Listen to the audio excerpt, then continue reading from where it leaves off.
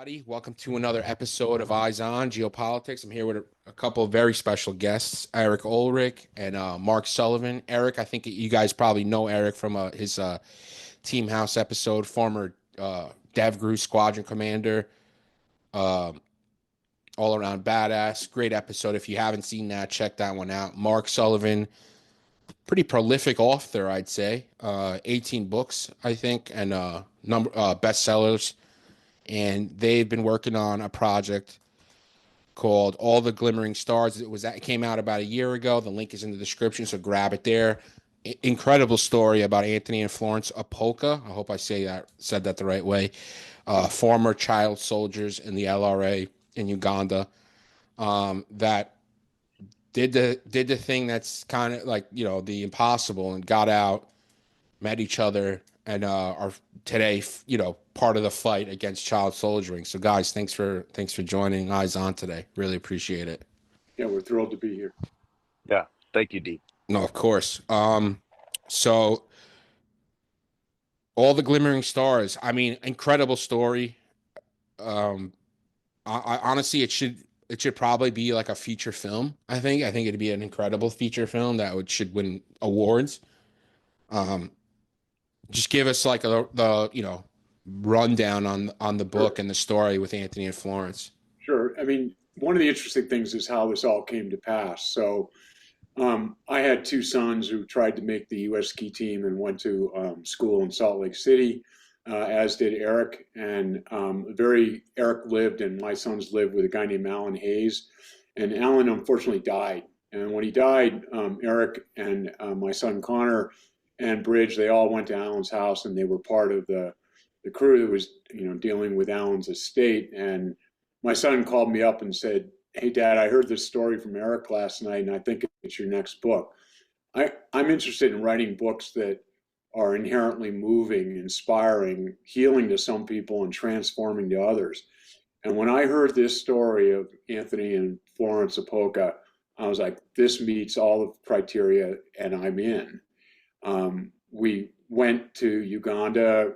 We were supposed to be there in 20. We ended up going in 21 because of the pandemic. Our trip even got cut short a little because of the Delta virus. But we were able to spend almost 2.5 weeks. And Eric and Mick, his partner, had known Anthony and Florence for years, but it was my first experience with them. And one of the things I've found working on these kinds of stories is when you meet people like Anthony and Florence who have gone through some of the harshest things that a human being can go through, it's remarkable, but they seem to glow inside. It either destroys them or it creates almost like a superhuman. And, the story of Anthony and Florence is these kids who are 14 years old, and they get kidnapped by the Lord's Resistance Army and a madman named Joseph Kony. And Kony attempts to dehumanize them and to put them through training that I believe, Eric, when you heard it, you said most SEALs could not have survived it. Yeah. And, hearing what they went through and how they survived it was really one of the more remarkable things I've ever heard in my life. When you realize that the reason that they survived and escaped was, first of all, each other, right? But the next thing is that what I found remarkable was they both were raised in villages outside, small cities in Africa, in these fairly remote villages, and they were given certain principles and ways to live their life. Florence, for example, was taught from a very early age that there was nothing in the universe more powerful than love. And she held that in her heart basically her whole life and continues to. And Anthony, in his village, he was taught to be a good human, not a good man, not a good anything, a good human. And it's amazing that despite the fact that they were kidnapped, sent through this training that was an effort to dehumanize them, they both held on to these things in their hearts. And when they met each other 5 years into this 10-year ordeal, they legitimately fall in love. And love basically unearths these lessons from their childhood and allows them to survive the last 5 years in captivity, but then escape, and then to turn the tables on Coney and his henchmen, with Anthony being one of the top witnesses at the International Criminal Court in The Hague. And the arc of the story is just phenomenal, that a kid who's 14 and has the best intentions about life can manage to survive one of the most horrific things I've ever heard of, and come out and just be a remarkable human being and an agent for change in an area of life on Earth that needs to be changed. Yeah. Please, Yeah, Eric. anything to add to that, Eric, that I haven't covered? Yeah, and the way that it came about, where I was able to illustrate this story to Mark's son Connor there at Alan's house, was that a few years prior to, I was working counterterrorism operations out of Germany down on the African continent, and my now business partner and used to be in the agency, Mick Mulroy, who has been on the podcast and Team House as well. He was a chief of station in Uganda. I was working to assist the Ugandans to find Coney. And Mick, being the chief of station there in Uganda, was central to the hunt for Coney. And it wasn't about Americans capturing or killing Coney, because if we had Americans, we would have been able to do it. But it was about enabling Ugandans to capture and kill Joseph Kony. And we took a couple really good swings at him. We had him a couple times, but we just couldn't quite close the distance with the UPDF, Ugandan People's Defense Force. But through that, Mick and I, and specifically Mick, spent a bit more time with Anthony, who at this point had gone through the entire kind of trial and tribulation that Mark was talking about. And he had then joined the UPDF because in his heart, he knew that the atrocities that he had observed and the things that had been imprinted on him that he didn't have a choice in were not right. And he wanted to fix that. So he joined the UPDF, and then he started to help us specifically intercept the communications, decipher them, and then know what the LRA elements were doing as we were trying to hunt Coney. So that's how we came across the story. Mick and I have traveled the world. We've been in every war, every non-declared war, most places that are unstable and in conflict, through the GWAT, the Global War on Terror. And when we understood the full extent of this story, both of us were like, holy cow. I mean, one, it was hard to believe. And then two, when we knew it was actually true, we were just like, this needs a broader audience. More people need to hear this, because just as Mark laid out, it's moving, it's inspiring. Their character and what pulled them through that, it's transforming for people. And we just felt like it needed a broader audience. And, the universe put us together with Mark through a set of serendipitous circumstances, and here we are, a couple of years later with a book out. But the topic itself, it's not getting any. That's right. Yeah, and the amazing thing that I found about both Anthony and Florence is how humble they were. They easily could have been full of resentment, anger. This thing could have destroyed their life, and yet when you meet them, it actually launched their life. And that's a remarkable thing. The other thing is that when Mick and Eric came to me and told me the story, they said, if we believe that if this story is told right, it can actually end the practice of child soldiering.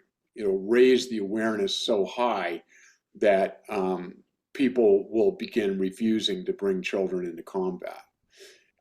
I think Eric can talk a little bit about what are the effects of children who are in combat who don't get the rehabilitation that they need. Yeah, thanks, Mark. So D, as as the war on terror has progressed, as somebody that's been in low level conflict for decades now, in and around it and participating in it, what I'm seeing is that the number of low level conflict areas around the world are increasing. And the problem that happens is that when a conflict, let's just take, and we can use Syria, for example. I mean, Syria started to kick off. The real problem is that when the superpowers align on opposite sides and then they fight through proxy and we continue to supply it, what happens is the conflict doesn't come to resolution quickly. So it's lower levels of conflict. It isn't like World War II all out, massive global conflict, but it's a lower level, but it just goes on and on and on and on. And because you have supplies on both sides, it never ends. And what happens is the people that are in that meat grinder, it starts with adults. And then 5 years into it, you're kind of getting into like younger adults. And then 7 to 8, 9 years into it, now you start to see that the people that fill those ranks get younger and younger and younger. And I saw it firsthand for a long time in Somalia, working there. I've seen it firsthand in Yemen and Afghanistan. It's absolutely paramount. I mean, fathers and uncles, they take 12-year-old boys to gunfights to learn how to fight. So that's what's occurring. And in Syria, again, for example, we had the Russians aligned with the Assad regime.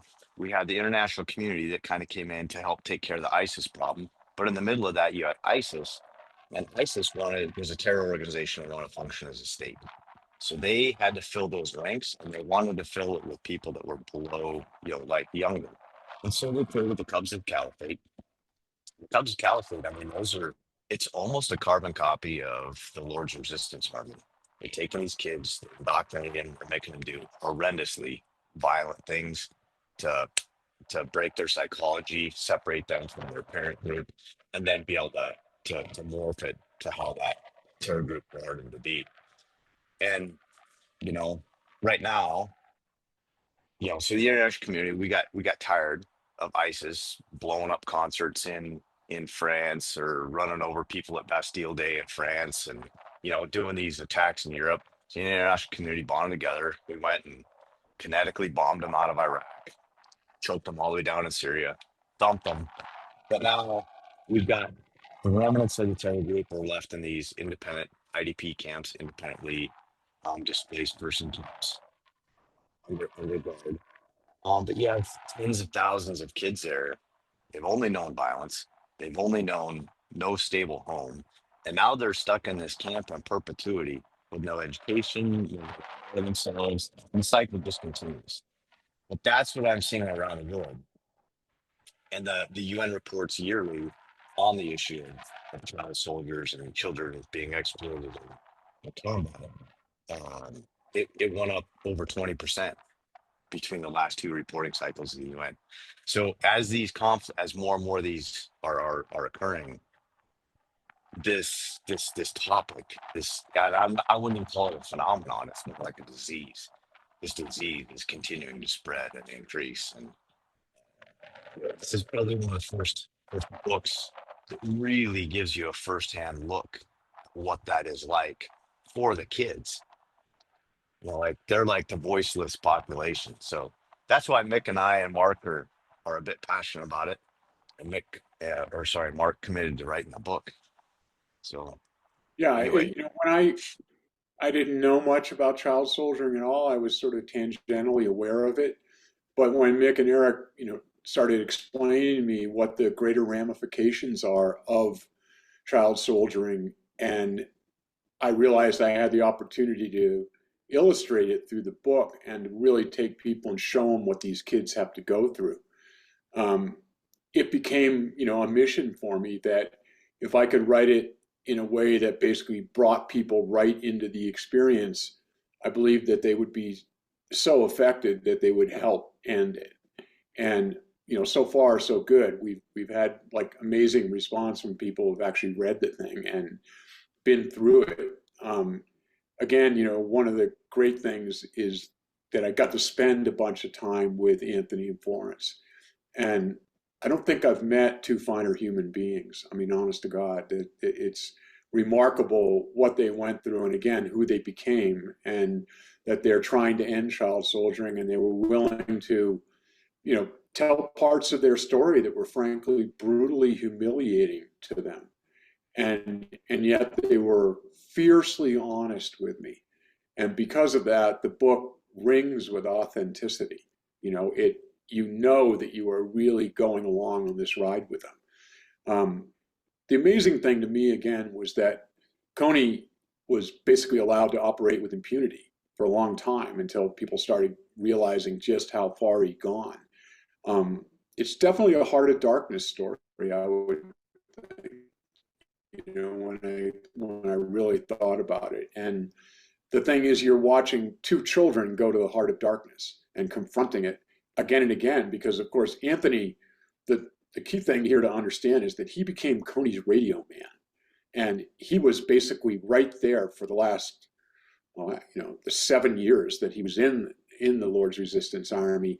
He was a direct witness to most of what Kony did, and he certainly was responsible for transmitting his orders. So he knew, he saw everything.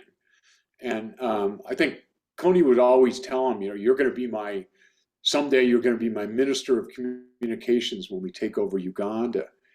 And the interesting thing is, of course, he did become the Ministry of Communication against them, when he gets taken to The Hague and he testifies against them. I mean, you can Google that trial, and Anthony's not named, but he's always referred to as, witness XYZ, but he's the radio man.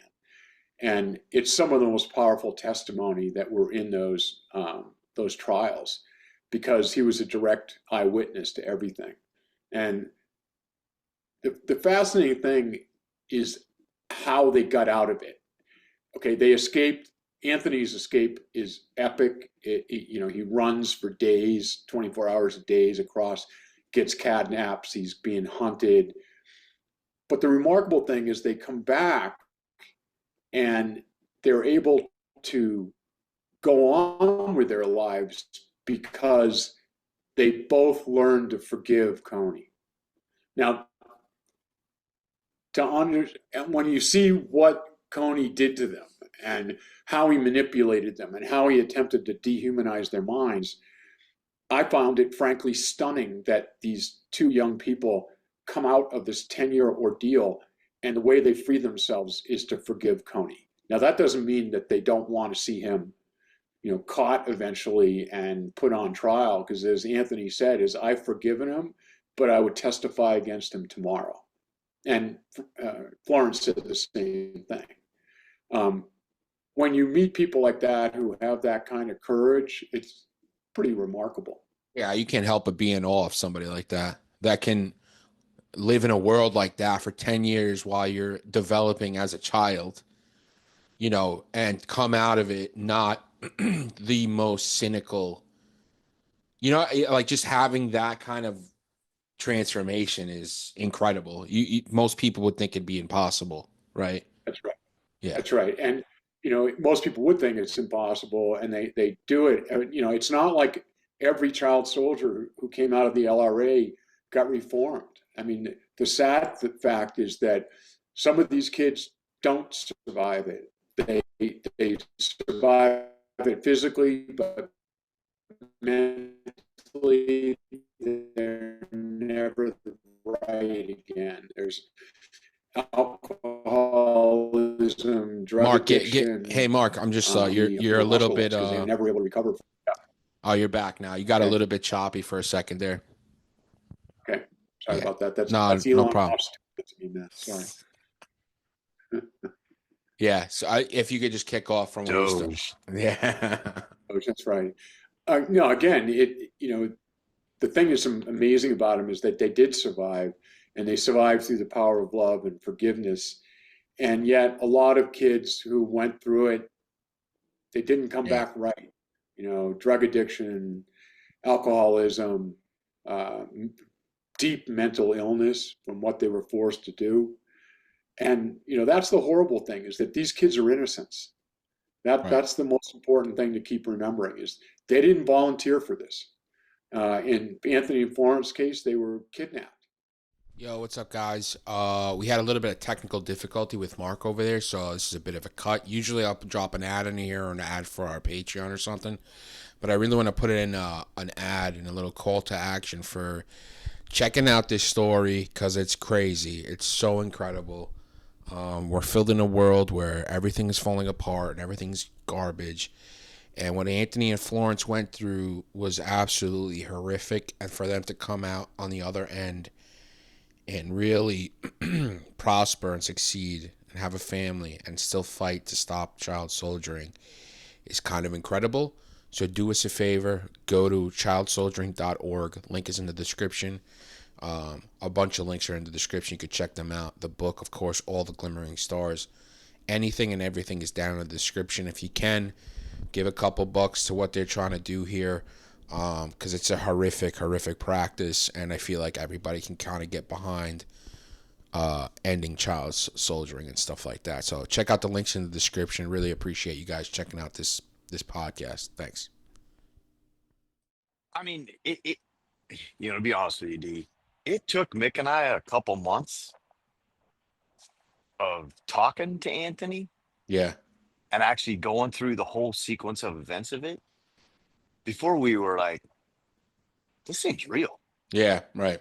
I mean, It's it's so like, insane to it's yeah. so insane, and like what Mark is bringing up is their resiliency. Mm. And two kids, 14 years old, that are abducted out of their homes with just some founding principles of life that their parents had planted in them, and to go through what they did.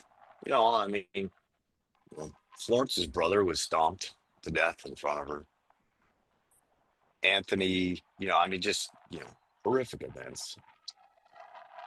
Anthony, I think he was shot 6 times and hit with an RPG, ricocheted off his chest, and the fins, stabilization fins on the back end of an RPG, ripped through his shoulder and basically tore his right arm almost all the way Jeez. off. Yeah. I mean, just all that, and then when they do escape the LRA, like I mean, put that in context of the average American citizen. Right. At 14, they were abducted. At 24, they're free. Yeah.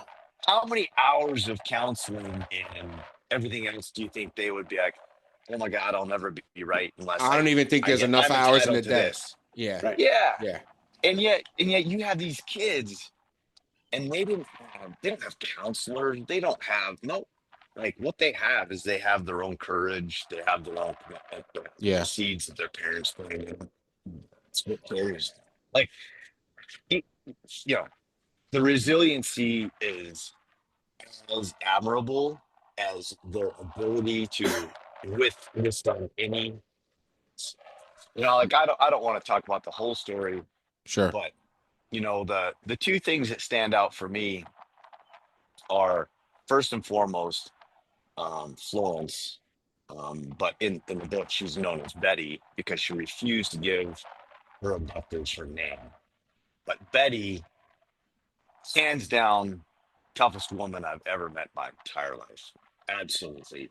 And there's a part of the book and her story that it's hard for me to even like watch the own documentary that Nick and I put together about it and not get a tear in my eye about how tough and what she did and what she had to face on her own with a couple small kids. It's just Giving birth. giving birth in the middle of a firefight. It's insane. Yeah. Yeah. Yeah. When I heard from Eric and Mick that she had given birth in combat, I was, all right, I want to write this book. And then, but to hear her tell the story of having a toddler on her back carrying an AK-47 in the middle of a firefight in the Nile River bottom. It's pouring rain. The Nile's flooding, and they're being attacked by the Ugandan army, and she has to take herself across the river on a rope with her kid. She basically creates a raft out of empty bottles and puts them in a plastic bag, and she gets across, and she's under heavy machine gun fire, and she gets to the bank, and she's in active labor, and she gives birth during this nighttime firefight. And I agreed with Eric. She's the toughest woman I've ever met in my life, and yet she's got the most brilliant smile and laugh, and she genuinely loves life. She told us that when we came, that before we listened to the story, she did not think much of her life story, which I found extraordinary in and of itself that she didn't. But she said that by the questions we asked her, and I asked her, that she began to see that her story was, in effect, a universal story about how strong the human spirit can be. And I mean, she is an absolute classic example of the strength of the human spirit and what it can overcome. And then for Anthony,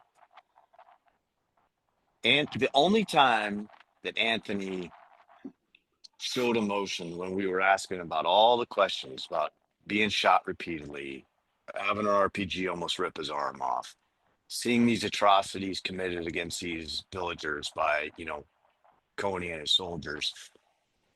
The only time that he was ever emotional was when he talked about surrendering, because it was him. In his eyes, it's the first time that he had ever given up. Yeah. And it was extremely hard for him. He'd figured out a way to get his family out of there. He'd figured out a way to receive a message from her that she actually made it. He figured out a way to cover up that he was going to make a run for it. And then he picked his star, and that he ran. Yeah. He put it all on the line. He went for it. And even at the end of all that, it was hard for him to finally give up his gun and surrender. It's the only time he gets emotional. Yep. But it just and it just shows his resiliency. And like going through SEAL training, they'll tell you all the time, look, it's not a physical thing, it's a mental thing. We're just using physical pain to see how tough you are mentally. And that's it's absolutely accurate. We got all sorts of ways to figure out how tough you are mentally. He had the same thing, and that guy he's just incredible. Yeah. So. Yeah, and one of the things you got to understand is that the number one rule in the LRA is you never give up your gun. Number one rule, because the guns were hard to come by. They usually were found in combat. If they weren't, when they were proxy armies, they were given weapons, but he gets a weapon out of combat that's left behind, and it becomes like his security blanket, and as well as his defense and every other thing. But yeah, that moment where the lieutenant who comes out to receive him says, it's over, it's time to come home. That was the only time I saw him break. And he just started crying, recalling that moment, because he was out. That was it. That was his moment. And then, of course, they put him in jail because he's a former LRA guy, and they start interrogating him, and they find out who he is. And they find out he's the radio man. And that not only that, he knows this code system that they developed called TOMFAs. And the TOMFAs were designed to allow them to communicate, with various LRA factions around southern Sudan and in Uganda, and to talk without, understanding him. one of the first interrogators comes in and finds out he's the radio man. He says, "Prove it," and slides across this, communique that they had intercepted, and he basically translates it right there on the spot. And then they know who he is, and then they know that he's going to be an incredible tool because he can tell them exactly what they're doing, when, and why. And he really becomes the brain trust of all the people who are trying to hunt Coney. And it's just phenomenal what the guy does and how he does it. But again, Mick is a big stoic, for example. And I don't think I've ever met a more stoic person in a sense than Anthony, because he doesn't get rattled by it, and yet he's the first guy to smile. He's the first guy to laugh. He's the first guy to just accept you for who you are. I mean, I was a total stranger. Eric and Mick, knew him. I come, and I mean, within a couple hours, I felt like he was a really close friend because he was telling me all this stuff and opening up. And the fact that and both of them retain this amazing sense of humor. They like life. They see life. They both told me that after everything they've been through, they look at life as a miracle. Now, that's pretty stunning, right? To go through 10 years of captivity, be exposed to all these inhumane things, and to still believe that life is a miracle is shocking to me. And it really made me like rethink, everything about myself, right? I mean, I was like, all right, I'm a pretty tough guy. I'm not Oehlerich or Mick, but whatever. But I was just in awe of what this guy had gone through and who he became. And the same thing for Florence. She was forced to do horrible things. They married her off to like a 70-plus-year-old guy, and thank God he got killed in combat, and that's how she ends up, marrying Anthony. And the way the both of them describe their meeting was just, it was funny, it was tender, it was beautiful, and it all happened in the middle of the worst thing, right, that you can imagine. And they legitimately fall in love, and when you meet them, they're still in love.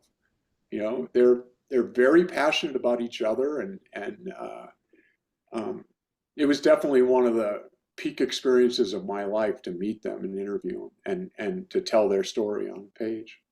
Yeah, I mean, it's just unbelievable story, and it kind of gives you back a little bit of faith in humanity a little bit when you do become a little bit cynical. You hear people like that go through these kinds of things where most folks, if they experience 10% of that, and understandably so, would be, broken by it, right? And it would take forever to, try and get back to some semblance of being normal.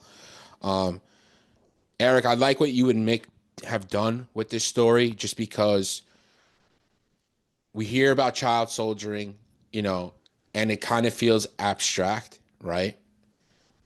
It's some faraway place where we don't think about it. And it's like, we all think when we hear about it, we're like, oh, it's very sad and terrible, and it shouldn't be happening. By bringing Anthony and Florence's story to the forefront, you see that like these are actual human beings that are going through this. This isn't, something that's like you're just reading in a headline or something like that. And their story's so incredible that it's like we need to try and figure out how to fix this issue of child soldiering worldwide. I mean, I know it's a tough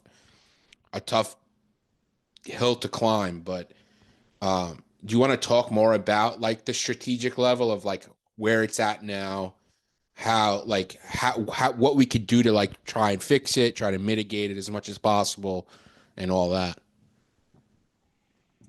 Yeah, D, thank you.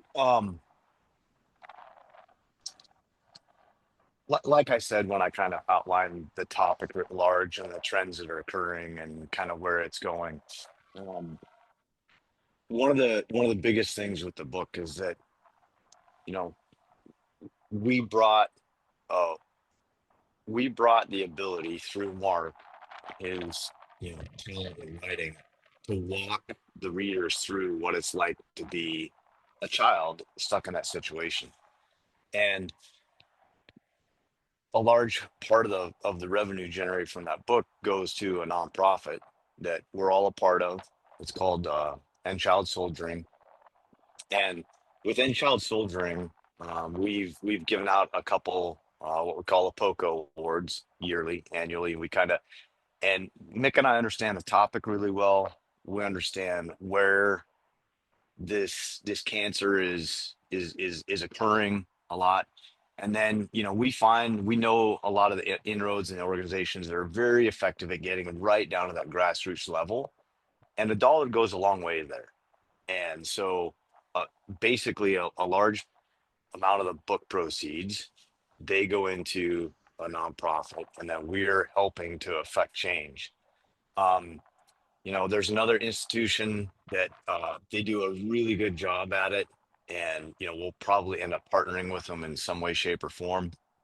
It's called the Dallaire Institute, and General Dallaire was a Canadian. Um, he was in the Canadian Defense Force, and he was the UN officer in charge during the Rwanda genocide. So he saw that whole thing unfold, and he wasn't a peacekeeping; he was just in a monitoring capacity for the UN. So he couldn't really do anything to stop the genocide as it was unfolding, and had a traumatic effect on him. So he came back to Canada and he started the Dallaire Institute. And that institute, they monitor precursors for instability. And those precursors they're very ingenuitive. I've been involved in targeting and precursors and low level conflict for decades. Their approach is very sound. And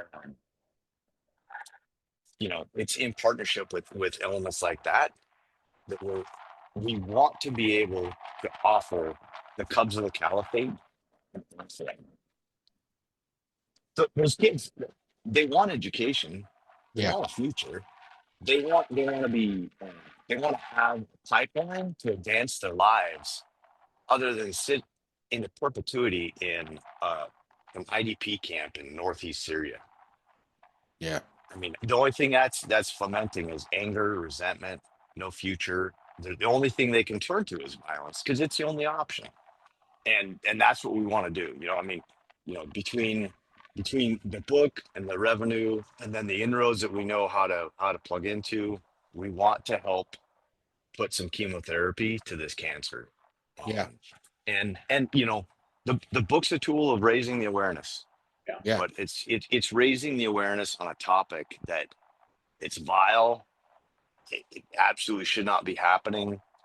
I mean, conflict is inevitable. Make the people that decide to go to conflict, make them the ones that are responsible. Don't make the 12-year-old kid that's in the proximity. That's, a personal belief. And like, can you talk a little bit more about the precursors?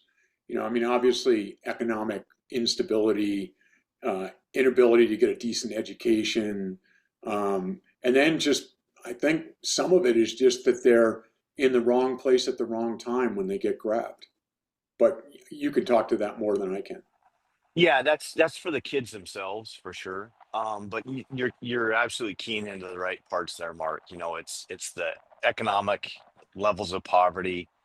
And then, you know, ironically, one of the last things that you see fall, or one of the worst things, if you start to see it, you're like, we better, like, you got to focus in on it.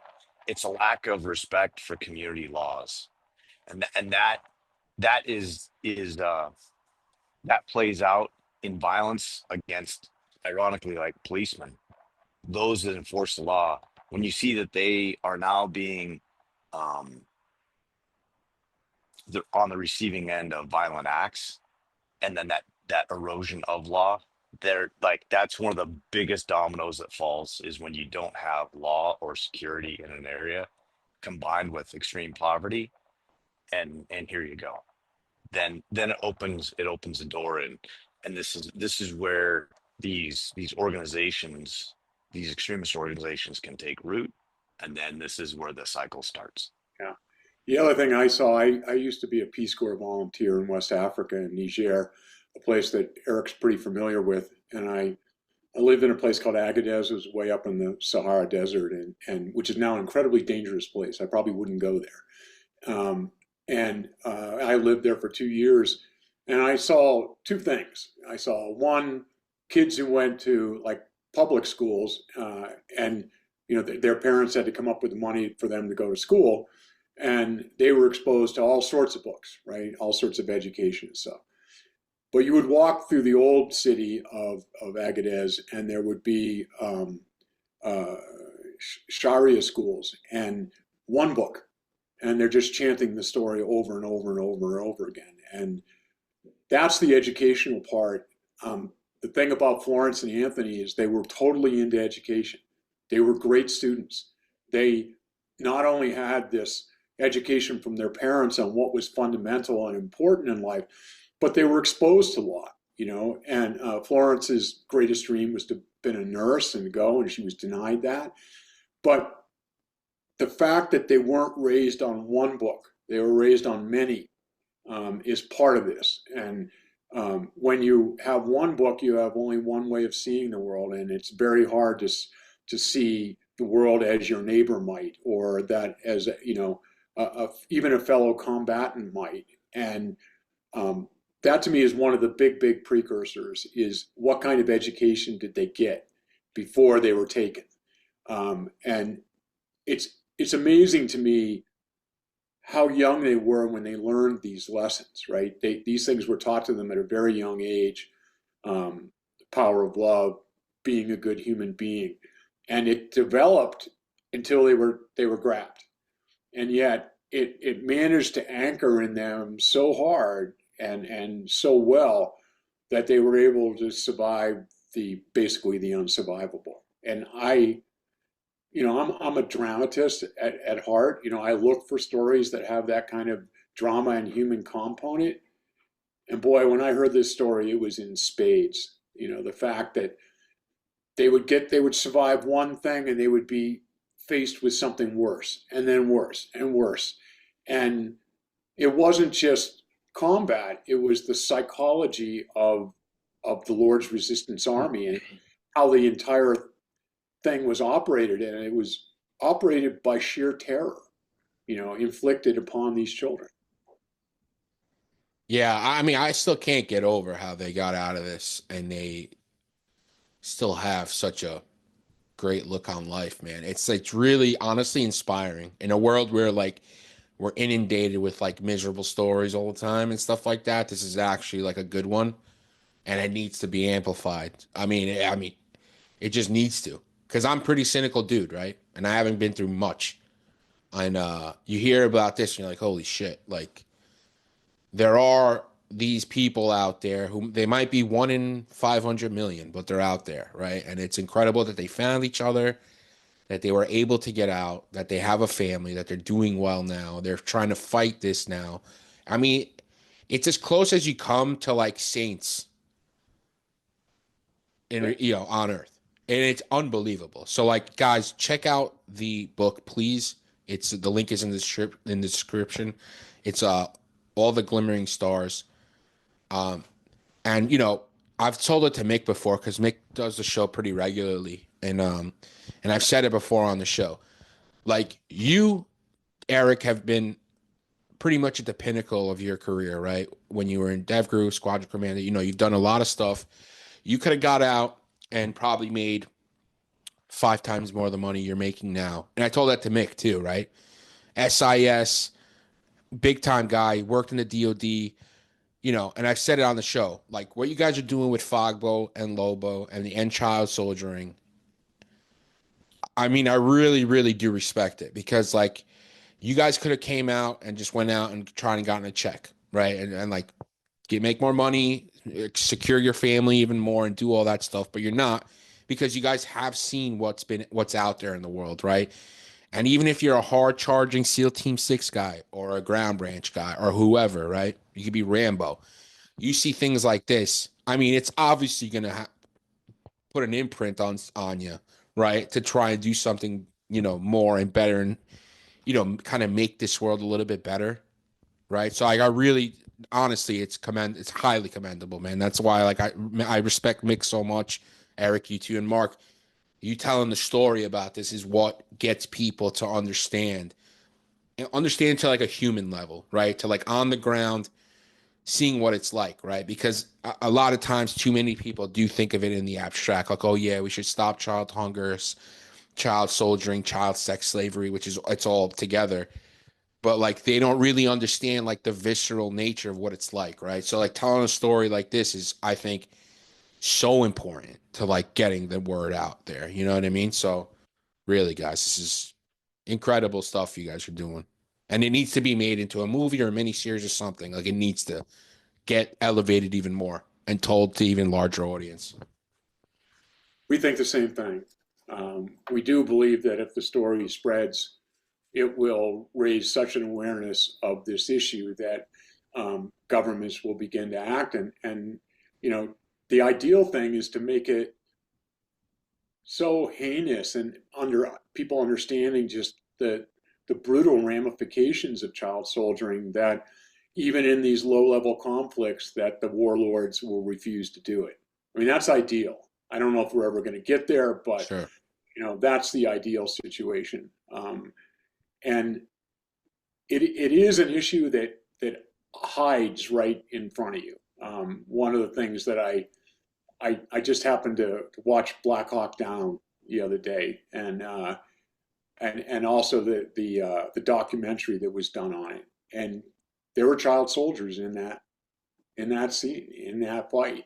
They're running all over the place. You see them, and the interesting thing is they don't wear uniforms for the most part, so it's hard to tell who's a combatant and who's not.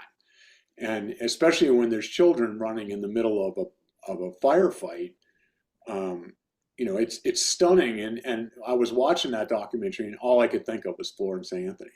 You know, I mean, I was, you know, very much in the story of the soldiers on the ground, but my eye was going beyond the soldiers. I was looking at the guys attacking them, and there were a lot of kids in the actual documentary.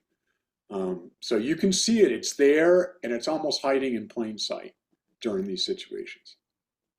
I mean, you get into urban warfare, they're going to be children. Yeah. They may not be combatants, but they're certainly getting affected by it, you know, and that's an entirely other issue, but they're totally related. Eric, I got a question about like when you mentioned an Afghani kid, um, where like their uncles and stuff will just bring them to a firefight when they're 12 or 13 to just like, you got to learn, right? Uh, Culture to culture, right? And country to country, does it change in terms of like, obviously like Anthony and Florence were kidnapped. Like this kid is just born into this where it's like, we learn how to fish. You got to learn how to, shoot an AK at a bad guy. That's, that we think is a bad guy. So like, I'm really interested in like the nuances of the different cultures and how, because it really seems like a traditional thing for like an Afghani kid, right? They've been fighting people their whole lives for the most part. Um, so like, oh, little Mike is 12 years old now, so let's teach him how to do this because he's gonna have to know. Yeah, I think that it there's differences between exploitation and culture. Yeah, And you do see instances of cultural like normality. It's I mean more or less kind of what we're bringing up here in some of these like tribal cultures versus exploitation. And in Somalia, I've witnessed the exploitation firsthand and rampantly and over time on a very high level. So that's absolute exploitation. Um, another form of exploitation is that there's very wealthy Gulf states that are involved in conflict. The Saudis and the Emiratis were involved in the Yemen conflict for a number of years here just recently, and like they don't want their soldiers on the front line. So like the Saudis were hiring Sudanese to come into southern Yemen and then push on up against the Houthis as they worked up the coast. Well, when you start looking at pictures of those Sudanese forces, oh yeah, dude, yeah, you'll start picking out 13, 14-year-old boys stand there, I mean, with a great big AK, and they're very small, and Right. the clothes are overgrown, and you're like, okay, so that's exploitation. That's a country that doesn't want to do its own fighting, They're that is contracting paying it some, out. Right. and and everybody turns a blind eye to it. Hmm. In fact, the U.S. gave them a waiver for those years that the Say that World Trade, again, the Eric. U.S. So, gave, yeah, the U.S. gave them a waiver on the act to do that. yikes. Yeah. Yeah. So this is what Mark and I are talking about. Like, you know, the story, the book provides a first look through this entire process. It Yeah. shows you. But then behind it is, it's the legislation, it's the blind eye, it's hiding right there in plain sight, just as Mark was talking about. Hmm. And so we're trying to, if we elevate it, if we get enough awareness on it and we're able to elevate it, we're able to do two things. We're able to sway enough people to actually make it matter for the rules, for the legislative rules. And then we're also able to generate revenue that we can put to the right cause at the grassroots level and Right. actually address some of this stuff where it's needed most. Yeah. And that's our whole effort. And I super appreciate the kind words, about, you saying, hey, Mick and Mark, Eric, like you guys could be doing a lot of other things, but Yeah. you've left government life, but you're still pushing, you know, the boulder uphill, and it's just kind of in our DNA at this point. It Yeah. is I believe it. the issue that I don't know, I haven't talked a lot about this with Eric and Mick, but one of the issues is these ideas of proxy armies, right? That one government is paying, a separate army or separate entity to do their fighting. And certainly that's what was going on with the LRA. They were being funded by the Sudanese government to try to fight the Dinka who were attempting to secede. And when there's an army for hire, um, when I really think about the LRA, there were veterans of the actual Ugandan civil war, and then they were basically mercenaries being hired by the Sudanese government, and but it was the children who did the fighting. They put the children right in front. Um, One of the more stunning things is when you learn that the first time an LRA child soldier went into war, he went in unarmed. And he was expected to march into gunfire unarmed. And Coney would preach to them that if they believed enough in Coney and his spirit that they would be protected. Well, they weren't protected. I mean, Anthony almost had his arm blown off in a fight and shot.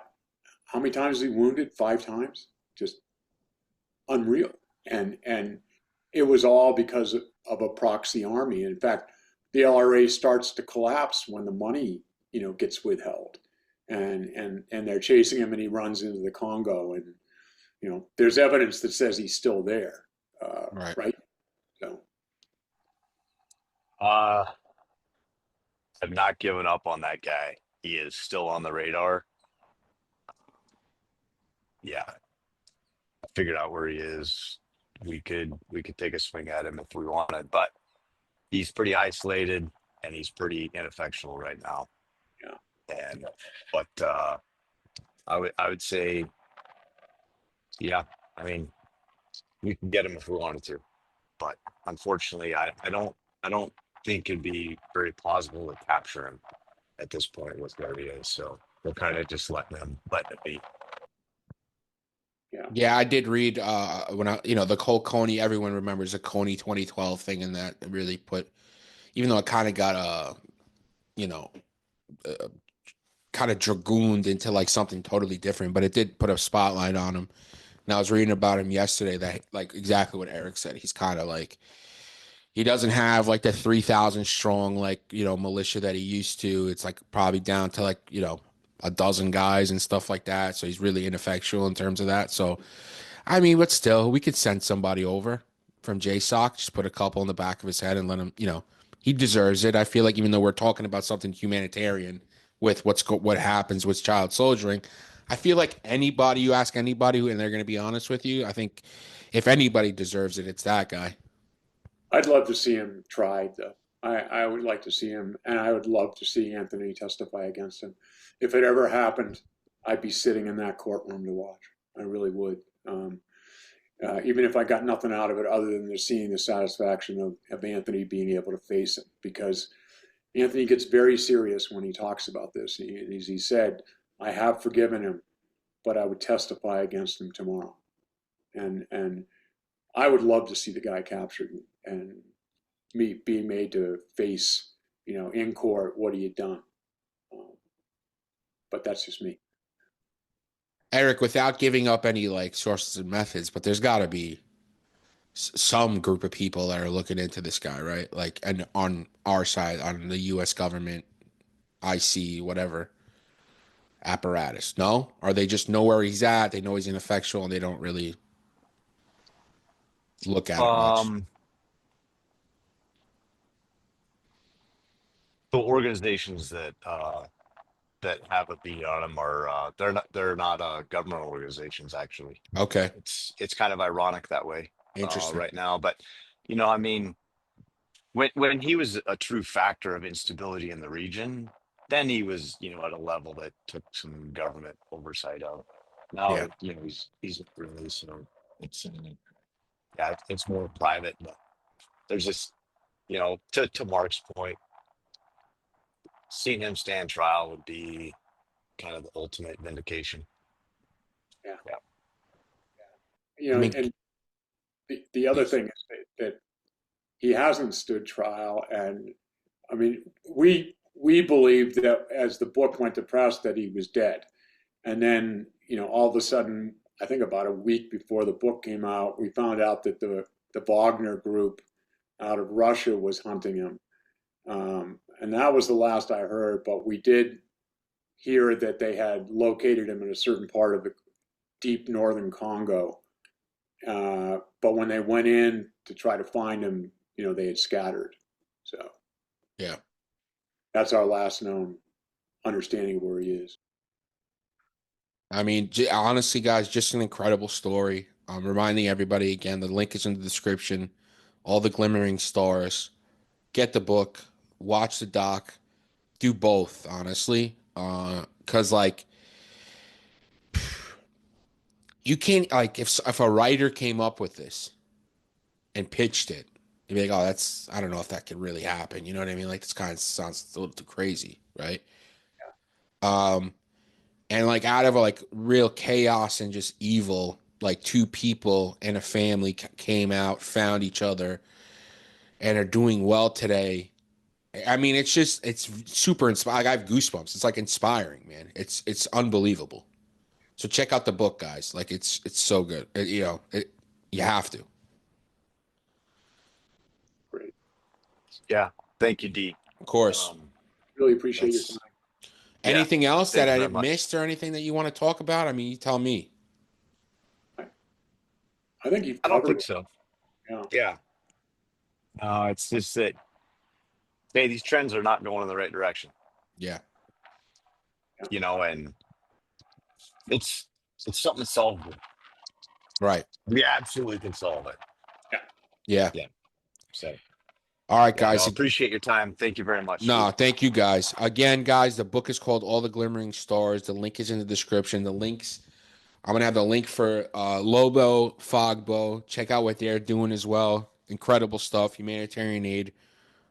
Trying to do it across the world against kind of tough odds. I'm going to put a link also to Mark's other books, too, if you want to check out Mark's other books. He's a pretty prolific writer. And I'm gonna try and like I got a couple of friends that are like producer friends that are in like Hollywood and stuff. I'm gonna try and like at least send them this and be like, hey, this literally needs to be made into like a narrative movie, or a mini series or something to tell like the real full story. So I'll try and do what I can do to help push this along and get it in front of people's eyeballs. Appreciate that. Of course. And also, just if you could put a link up to End Child Soldiering, there is a link on the website where people who are interested in contributing to the end of child soldiering. Is it endchildsoldiering.org? Is that the link? andchildsoldering.org or com, I can't remember. I think it's .org. Okay. Org. I will have it in the link. I just wanted to get you guys to say it out loud for people that are listening and stuff. It'll be in the video description and the show notes if you're listening to us in audio. Guys, do the right thing. They're not making money off the book. This isn't like their retirement fund. They're doing this out of the,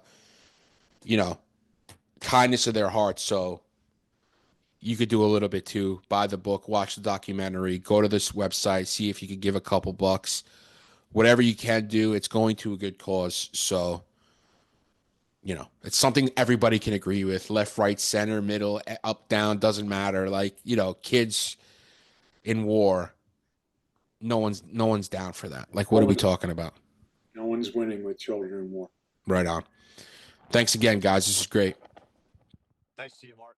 Hey guys, it's Jack. I just want to talk to you for a moment about how you can support the show if you've been watching it, enjoying it, but you'd like to get a little bit more involved and help us continue to do this. You can check out our Patreon. It is patreon.com/theteamhouse. And for $5 a month, you can get access to all of these episodes of The Team House ad-free. The same goes with our affiliated podcast, Eyes On, with Andy Milburn, Jason Lyons, Mick Mulroy. That one, you will also get all of those episodes ad-free. And you support the channel and the show, and we really appreciate it. The Patreon members are literally what has helped this company, this small business survive, especially during our early years. And you are what continues to help this thing going, even as we navigate the turbulent world of YouTube advertising. So we really appreciate all of you guys. There's going to be a link down in the description to that Patreon page, and there is also going to be a link to our new merch shop. So if you guys want to go and get some Team House merchandise, we got stickers, and we also have patches. And I should mention, if you sign up for Patreon at $10 a month, we will mail you this patch as well. So we really appreciate that. But they're also for sale on the merch shop. And additionally, they got t-shirts up there, water bottles, a tote bag, coffee mugs, all that good stuff. So please go and check them out and support the show. We really appreciate it, guys. Thank you.